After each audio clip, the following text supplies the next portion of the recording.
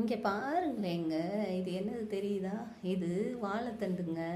ஆமாம், வாழைத்தண்டு தான். தெரியுதா? இதில் சமையல் செஞ்சால் நல்லாயிருக்கும். இதுக்குள்ளே நார் இருக்குது பார்த்தீங்களா?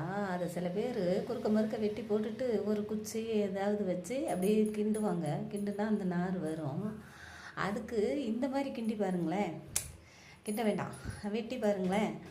வெட்டினீங்கன்னு வச்சுக்கோங்களேன், அந்த நாரெல்லாம் அந்த கத்தியோடு வந்துடும். தெரியுதா? இங்கே பாருங்கள், இப்படி இப்படி ரவுண்டாக வெட்டிட்டு அதுலேருந்து எடுத்தோன்னா அந்த நார் தனியாக வந்துடும். வந்த உடனே நம்ம எடுத்து சமைக்கிறதுக்கு நல்லாயிருக்கும். இதில் வடை போடலாம், கூட்டு செய்யலாம், சமைக்கிறதுக்கு எல்லாமே நல்லாயிருக்கும். வடைன்னா என்ன வடைன்னு தானே கேட்குறீங்க? அந்த கடலைப்பருப்பில் செய்வாங்கள்ல, ஆமை வடைன்னு. ஆமை வடைன்னா ஆமையை பிடிச்சலாம் செய்ய மாட்டாங்க. அந்த கடலைப்பருப்பில் செய்வாங்கள்ல, அந்த வடையில் இது போட்டு செய்யலாங்க. வாழைப்பூ வடை அந்த மாதிரி செய்கிறோம்ல, அது மாதிரி இதை எடுத்து போட்டு செஞ்சால் செம்ம டேஸ்ட்டாக இருக்கும், நல்லாயிருக்கும். நாங்கள் வாழைத்தண்டு வாங்கினோமா, அதனால தான் இதை செஞ்சேன். சரி எடுத்து போடலாமே, நாருக்குன்னு தனியாக உட்காந்து கிண்டுறதை விட்டுட்டு வெட்டும் போதே அந்த கத்தியில் வெட்டினோம்னு வச்சுக்கோங்களேன், அது என்ன ஆகும்னா அந்த நாரெல்லாம் இந்த கத்தியோடு சேர்ந்து வந்துடும். அப்புறம் நம்ம வெட்டும்போது நாரே இருக்காது செய்யும்போது. அப்புறம் கொஞ்சம் கொஞ்சம் இருந்ததுன்னா அப்படியே எடுத்து விட்டுக்கலாம்.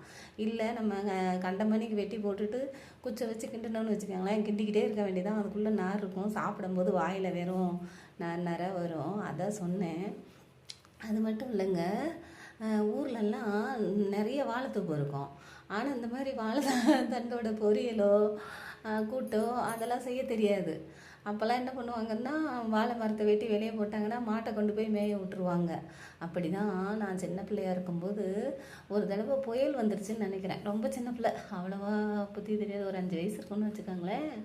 அப்போ புயல் வந்துருச்சு, இவளுக்கு வாழை மரம்லாம் சாஞ்சிருச்சு. உடனே என்ன பண்ணிட்டாங்க, எல்லாத்தையும் எடுத்து வெளியே போட்டுட்டாங்களா. போட்ட உடனே அம்பார மாதிரி குமிச்சிருவாங்க. மித்த நேரம்லாம் மாடு மேய்க்கணுன்னா மலை பக்கம் போகணும், ரொம்ப தூரம் போகணுன்னு வச்சுக்கோங்களேன். ஒரு 2 கிலோமீட்ரு 3 கிலோமீட்ரு போய் மேய்ச்சிட்டு வரணும். ஏன்னா பக்கத்துலலாம் வெறும் தோட்டம் தான் இருக்கும். அப்படி இல்லாட்டினா வெறும் இந்த குரண்டி செடின்னு சொல்லுவாங்க நம்ம ஊரில், அதுதான் இருக்கும். மாடு மேய்க்கணும், அதுக்கு வயிறு நிறையணுன்னா கொஞ்சம் தூரமாக போகணும். அப்படி போனால் தான் அந்த மாட்டுக்கு நிறைய புல் கிடைக்கும், சாப்பிடுவாங்க. அதனால தான் இப்போ இந்த புயல் வந்தோடனே இந்த வாழை மரம்லாம் வெட்டி வெளியே போடுவாங்க. இல்லை வாழைத்தார் எடுத்த உடனே இந்த வாழை மரத்தை வெட்டி வெளியே வெட்டிடுவாங்க. கொட்டும்போது நம்ம என்ன பண்ணுவோம், மாட்டை கொண்டு போய் விட்டால் மாடு நல்லா சாப்பிடும். அப்படி கொண்டு போய் விடும்போது ஒரு தடவை புயல் வந்ததா எடுத்து போட்டிருந்தாங்களா, கொண்டு போய் விட்டால் அந்த புயலில் அந்த வாழை காய் இருக்குது பாருங்களேன், அதோடு அள்ளி அள்ளி வெளியே போட்டாங்க அவளுக்கு. உடனே அது என்ன பண்ணிடுச்சு, 1 வாரம் 2 வாரம் மழை பெஞ்சிருக்கும் அவளுக்கு அந்த மூடக்குள்ள. அப்படியே போட்ட உடனே மேலே மேலே போடுறாங்க பாருங்கள், அந்த வாழைத்தார் முத்தி போயிட்டுருக்கோம்ல, அது என்ன பண்ணியிருக்கு, பழுத்து பழுத்து இருந்திருக்கும் அவளுக்குங்க. உடனே கொஞ்சம் உதக்காயாக இருக்கும்போது அள்ளி வெளியே போட்டாங்களா என்னன்னு தெரில, மேலே மேலே போடவும் அது மூட்டை போட்ட மாரி அது என்ன ஆயிடுச்சுன்னா வாழைப்பழமாக மாறிடுச்சு. ஊரில் உள்ளவங்களாம் போய் வாழைத்தாரை வெட்டி எடுத்து தலையில் கொண்டுட்டு வந்தாங்க பாருங்கள். என்னடா இது வாழைத்தார் கொண்டு வராங்களே அப்படின்னு போய் பார்த்தா, மாடு மேய்க்கிற இடத்துல அதை எடுத்து எடுத்து பார்த்தோன்னா வெறும் வாழைப்பழம் பழமாக மாறிடுச்சு. காயெல்லாம் பழமாக மாறிடுச்சு. அப்போ எல்லோரும் என்ன பண்ணாங்க, ஒருத்தர் எடுத்த உடனே எல்லோரும் ஊருக்குள்ளே போய் சொன்னோன்னே, ஏன்னா எவ்வளோத்த எடுத்துகிட்டு வந்து ஒருத்தரே சாப்பிட முடியும், அது மரம் நிறைய வெட்டி போட்டிருப்பாங்க. அதனால் எவ்வளோ எடுத்து சாப்பிட முடியும், ஒன்றும் செய்ய முடியாதுல்ல. அதுக்காண்டி ஊர்க்காரங்களாம் போய் தூக்கிட்டு வந்தாங்க. தோட்டக்காரங்களுக்கு நஷ்டம்தான், ஆனால் தூக்கிட்டு போனவங்களுக்கு லாபம் தானே. எனக்கு இந்த வாழைத்தண்டை வெட்டும்போது எனக்கு ஞாபகம் வந்ததா, உடனே சரி அப்படின்னு சொல்லிட்டு பார்த்தேன். வாழைப்பூ வடை செய்கிற மாதிரி இந்த தண்டில் வடை செஞ்சு சாப்பிட்டு பாருங்க, செம்ம டேஸ்ட்டாக இருக்கும். அப்படி தான், அதை தான் சொல்ல வந்தேன். அப்படியே போனால் எப்படி, ஒரு பாட்டு பாடுறேன் கேளுங்க. எப்போவும் வழக்கமாக நம்ம ஒரு பாட்டு பாடுவோம்ல, அதுமாரி தான் இப்போவும் ஒரு பாட்டு பாடுறேன் கேளுங்க.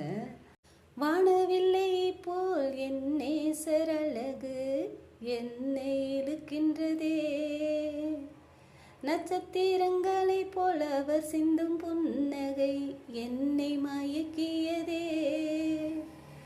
வானவில்லை போல் என் நேசர் அழகு என்னை இழுக்கின்றதே, நட்சத்திரங்களை போல் அவர் சிந்தும் புன்னகை என்னை மயக்கியதே. மூடு பனி போல் சிரசின் முடியோ என்னை மூடுகின்றதே, மூடு பனி போல் சிரசின் முடியோ என்னை மூடுகின்றதே. லில்லி அவர் நாமம் இனிக்கின்றதே. லில்லி மலரின் சிறு துளி தேன் போல் அவர் நாமம் இனிக்கின்றதே. கந்தக புகையோ பரிமள தைலம் போல் அவர் வாசம் மணக்கின்றதே.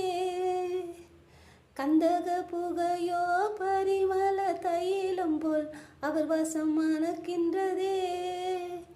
என்ன இறைவா ஏன் இந்த மகிமை எனக்கு புரியவில்லை. என்ன இறைவா ஏன் இந்த மகிமை எனக்கு புரியவில்லை. இணையில்லா இன்பம் எந்தன் வாழ்வில் இன்று பெருகியதே. ராஜா நதி போல் ஓடுகின்றதே. இணையில்லா இன்பம் எந்தன் வாழ்வில் இன்று பெருகியதே. ராஜா நதி போல் ஓடுகின்றதே. அப்படி இருந்ததுங்க. பாட்டு பாடுனா மனசுக்கு சந்தோஷமாக இருக்கும், மனசுக்கு நல்லது. வாழைத்தண்டு சாப்பிட்டா உடம்புக்கு நல்லது. பாருங்களேன், கஷ்டமாக இருந்தால் ஒரு பாட்டு பாடி பாருங்கள், மனசு ரொம்ப சந்தோஷமாக இருக்கும், நல்லா இருக்கும். அதேமாரி வாழைத்தண்டு சாப்பிட்டு பார்த்தா உடம்பு நல்லா ஆரோக்கியமாக இருக்கும். அதை தான் சொல்ல வந்தேன். பாய்.